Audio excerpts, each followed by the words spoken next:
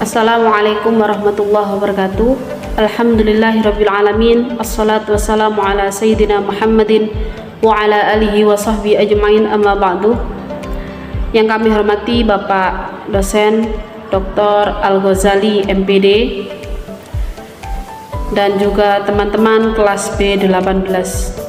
Pada kesempatan kali ini kami akan membahas atau mempresentasikan mata kuliah Filsafat Pendidikan Islam dengan judul Idealisme, Realisme, Materialisme, dan Pragmatisme.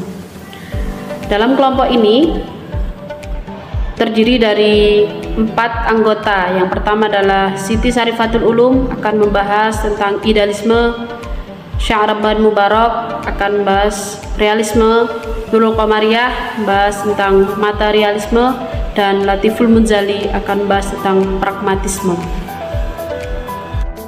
Dalam presentasi ini diawali dengan pendahuluan yang mana filsafat beraneka ragam alirannya. Maka dalam filsafat pendidikan pun kita akan temukan berbagai aliran. Di dalam presentasi ini hanya akan bahas aliran materialisme, idealisme, realisme, dan pragmatisme. Kesemua aliran itu merupakan suatu dialektik dari berbagai pandangan filsafat pendidikan menurut Edward J. Power, Sadullah 2003 halaman 98. Aliran filsafat pendidikan terbagi menjadi aliran idealisme, realisme, pragmatisme, eksistensisme, merupakan pandangan dalam filsafat pendidikan yang berpengaruh dalam pengembangan pendidikan. Namun, dalam presentasi ini hanya membahas mengenai aliran idealisme, realisme, pragmatisme, dan materialisme. Maka setelah ini akan disampaikan pembahasan yang pertama oleh Siti Syarifatul Ulum. Baik, terima kasih. Kali ini saya akan bahas tentang idealisme filsafat dalam pendidikan Islam. Idealisme berfokus pada keutamaan pikiran dan jiwa di atas aspek material. Dalam konteks pendidikan, berarti bahwa proses belajar mengajar harus memfasilitasi pengembangan potensi intelektual dan spiritual peserta didik. Pendidikan idealis bertujuan untuk membantu individu mencapai pengetahuan sejati yang bersifat universal dan abadi, sebagaimana dicontohkan oleh pemikiran Plato yang menekankan pentingnya akal sebagai sumber pengetahuan.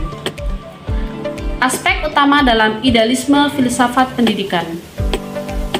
Yang pertama adalah aspek tujuan pendidikan. Dalam aspek ini memiliki 3 capaian. Pertama adalah pengembangan karakter, kedua kesadaran spiritual, ketiga kemandirian. Yang aspek kedua adalah kurikulum. Dalam kurikulum, pendidikan idealisme berfokus pada pendidikan liberal dan pendidikan vokasional. Aspek ketiga yakni metode pembelajaran. Dalam metode pembelajaran, filsafat idealisme meliputi metode dialektik dan berpikir reflektif. Berikutnya yakni aspek peran pendidik dan peserta didik. Dalam sistem pendidikan idealisme, pendidik berfungsi sebagai fasilitator, peserta didik dipandang sebagai individu yang unik dengan potensi untuk berkembang. Saya Sya'raban Mubarak akan menyampaikan materi realisme dalam filsafat pendidikan. Realisme adalah paham atau aliran filsafat yang berfokus pada kebenaran sebagai gambaran nyata dari dunia. Hakikatnya adalah memandang realitas sebagai sesuatu yang dapat dilihat dan dibuktikan melalui pengalaman, baik berupa fisik atau rohani. Hubungan antara guru dan siswa dalam realisme filsafat adalah guru memiliki tanggung jawab besar sebagai pendidik yang mengarahkan dan menyediakan pengalaman belajar. Guru juga harus mampu menyusun rencana pembelajaran atau metode yang sesuai dengan kebutuhan siswa dan lingkungan mereka. Sedangkan siswa diharapkan aktif dalam proses belajar, bukan hanya sekedar menerima dan mendengar informasi, juga siswa harus bisa menerapkan pengetahuan yang diperoleh dalam kehidupan sehari-hari. Tujuan utama dari realisme filsafat pendidikan yaitu adalah untuk membekali siswa dengan pengetahuan atau materi yang sesuai dengan kehidupan nyata, serta mempersiapkan siswa menghadapi tantangan di dunia nyata baik secara sosial maupun lingkungan. Mata pendidikan filsafat dalam pendidikan Islam. Saya akan menjelaskan tentang materialisme filsafat dalam pendidikan Islam. Materialisme dalam filsafat pendidikan Islam menekankan bahwa materi adalah dasar realitas, mengabaikan aspek spiritual. Aliran ini berfokus pada guru sebagai pengajar utama, dengan siswa yang terikat pada aturan yang ketat.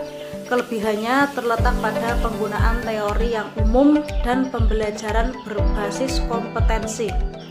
Namun kelemahannya adalah kurangnya kebebasan bagi siswa dan dominan guru dalam proses belajar. Dalam konteks modern, materialisme dengan keterampilan praktis dan teknologi mendorong pemikiran kritis dan inovasi untuk menghadapi tantangan global. Pragmatisme dalam pendidikan adalah aliran filsafat yang berpandangan bahwa pengetahuan yang benar adalah pengetahuan yang berguna bagi kehidupan individu. Dalam konteks pendidikan, pragmatisme memiliki ciri sebagai berikut. Yang pertama, pendidikan harus terbuka dan luas agar tidak membatasi kebebasan dan kreativitas peserta didik. Kedua, guru bukan satu-satunya sumber dalam proses belajar mengajar, melainkan membantu siswa untuk memecahkan masalah. Ketiga, tujuan pendidikan harus disesuaikan dengan keadaan masyarakat di mana anak didik berada. Terakhir, kebenaran suatu teori, ide, atau keyakinan didasarkan pada pengalaman, konsekuensi praktisnya, dan kepuasan yang dibawanya. Sedangkan di luar konteks pendidikan, pragmatisme memiliki ciri-ciri umum sebagai berikut. Yang pertama, memusatkan perhatian pada hal-hal yang dapat dijangkau oleh indera manusia. Dua, apa yang dipandang benar adalah apa yang berguna atau berfungsi.